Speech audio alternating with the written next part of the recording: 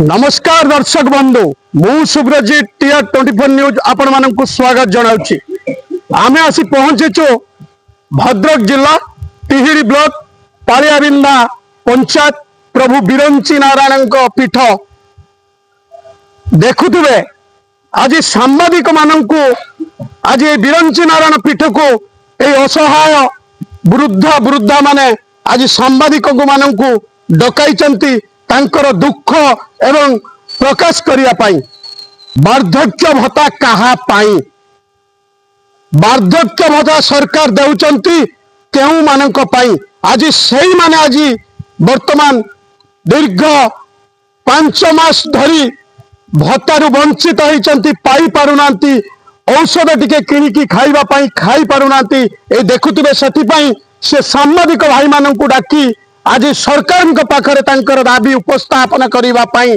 डकाई आम पाखरे अछंती देखुतिबे 80 वर्ष 82 वर्ष 85 वर्ष 60 70 वर्षर वृद्ध वृद्धा माने तांकर औषध किणिया पाई तांको पाखरे पैसा नाही आसंतु समाने कोन पाई डाकिचंती आ समानकर कोन अछि दुख कोह भरा कंठरे समाने कहिबाकू चाहुचंती मौसा आपण को ना कहबे टिके भगवान नायक घर कोठी पालिया ब्लॉक पालिया ब्लॉक तिहिड़ी ब्लॉक तिहिड़ी कोन पाई आज एठी बसिच मंदिर परिसर रे 5 मास होला भत्ता पाइनु से भत्ता ऊपर हमर निर्भर आउ मु तो बुढ़ा हेनी 84 वर्ष हे आ भत्ता गंडक नहीं मोर पुओ ना कोन पाई भत्ता पाउनान कौन भाई असुविधा करते आम जान तमे जाइचंती सरपंच को भेटिचंती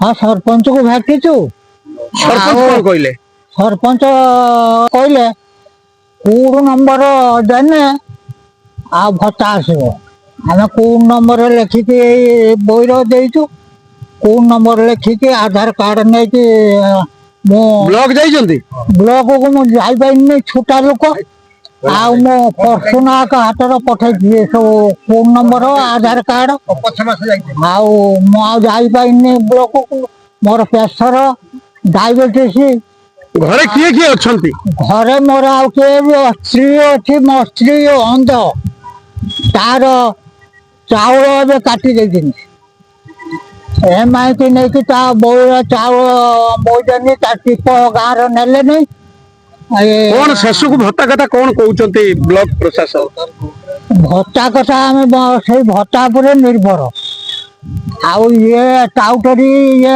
कर दरमा पाँच टाउटरी करके भत्ता खाई आमको भत्ता मिलू नहीं 4-5 मास है आम चलबो केमती मोर पुओ ना देखंतु वयस्क लोक जनक घरे तांकर होची अंधुणी स्त्री कई तांकर पुओ मध्य नाहांती जे कि घरे कहले बुढ़ा बुढ़ी 2 जन चलिबे किपरि केवल माने पंचायत ऑफिस की जाइचंती एडीओ महाशय को मध्य भेटिचंती तांकर कहि पारुनांती वृद्ध जनक एडीओ महाशय कहउचंती वर्तमान बैंक रे आईएफसी कोड चेंज होईची बोली भत्ता आसी पारु नाही ए ग्रामीण बैंक रे आईएफसी कोड मे मास रे चेंज होइतिला किंतु मे मास रु भत्ता पाउतले नवंबर पाखरु भत्ता बंद करा जाईची 5 मास धरी भत्ता पाउनांती किंतु तांकर सही गोटिए कथा जे कि आईएफसी कोड चेंज अछि किंतु जदि आईएफसी कोड चेंज थिला मे मास रे जून मास जुलाई अगस्त सेप्टेम्बर अक्टोबर मास पर्यंत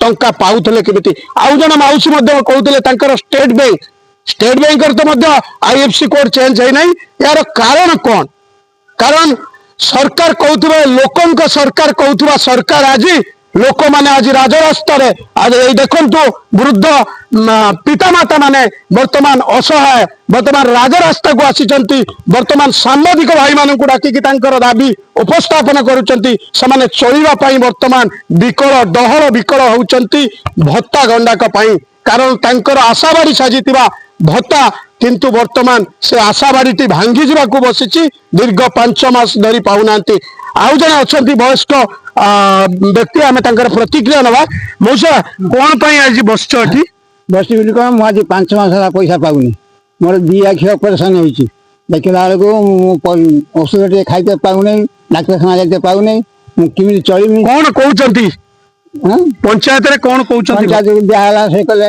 କେମିତି ଯାଇକି ବିଡ଼ିଓକୁ ଦେଖା କର।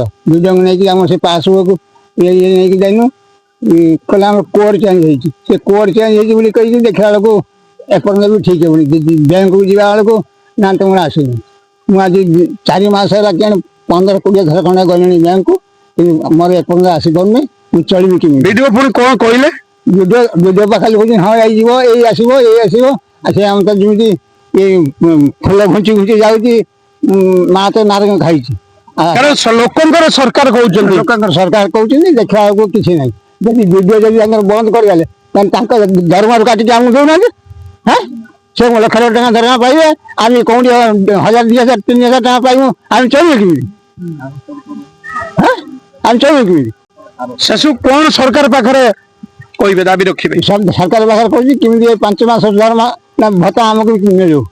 ଏଇ ହଉଛି କଥା। ଆଉ କଣ ଶୁଣୁଥିଲେ? ବ୍ଲକ ବିଡିଓ ମହାଶୟଙ୍କ ପାଖକୁ ବାରମ୍ବାର ଯାଇଛନ୍ତି, କିନ୍ତୁ ସେଇ ଗୋଟିଏ ଉତ୍ତର ଯେ କି ଆପଣଙ୍କୁ ଭତ୍ତା ମିଳିଯିବ। ଦୀର୍ଘ 5 ମାସ ହେଲା ଏଇ ପ୍ରକାର ପ୍ରତିଶ୍ରୁତି ପ୍ରତାରଣା ଦେଇ ଆସୁଛନ୍ତି ଏଇ ବୃଦ୍ଧ ଅସହାୟ।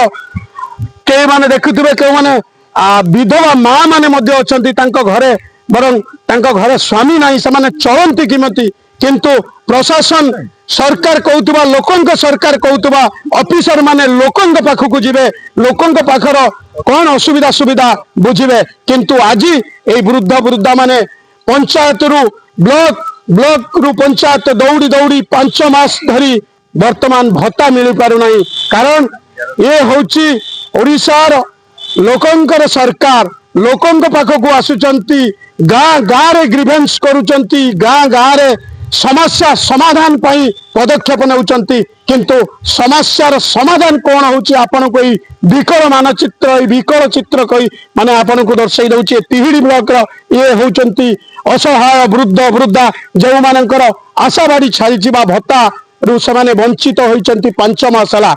ଆମେ ଏଇ ମିଡିଆ ମାଧ୍ୟମରେ ପ୍ରଶାସନ, ବ୍ଲକ ପ୍ରଶାସନ, ଜିଲ୍ଲା ପ୍ରଶାସନ, ଶେଷରେ ଆମେ କଲେକ୍ଟର ମହାଶୟଙ୍କୁ ଅନୁରୋଧ କରୁଛୁ, ପ୍ରିୟ କଲେକ୍ଟର ଯେ କି ଦିଲ୍ଲୀପ କୁମାର ରାଉତରାୟ, ଯେ ସମସ୍ତଙ୍କ ସୁଖ ଦୁଃଖର କଥା ବୁଝନ୍ତି, ଆମେ ତାଙ୍କୁ ଏଇ ମିଡିଆ ମାଧ୍ୟମରେ ନିବେଦନ କରୁଛୁ, ଏ ଅସହାୟ ବୃଦ୍ଧ ବୃଦ୍ଧାଙ୍କର ଭତ୍ତା ଗଣ୍ଡାକ କିଭଳି ମିଳିବ ସେ ପ୍ରତି ତୁରନ୍ତ ଯେ କି ହସ୍ତକ୍ଷେପ କରି ପଦକ୍ଷେପ ନେଲେ ଏ ଅସହାୟ ବୃଦ୍ଧ ବୃଦ୍ଧା ତାଙ୍କର ଜୀବନକୁ ବଞ୍ଚି ପାରିବାର ରାହା ମଧ୍ୟ ପାଇବେ।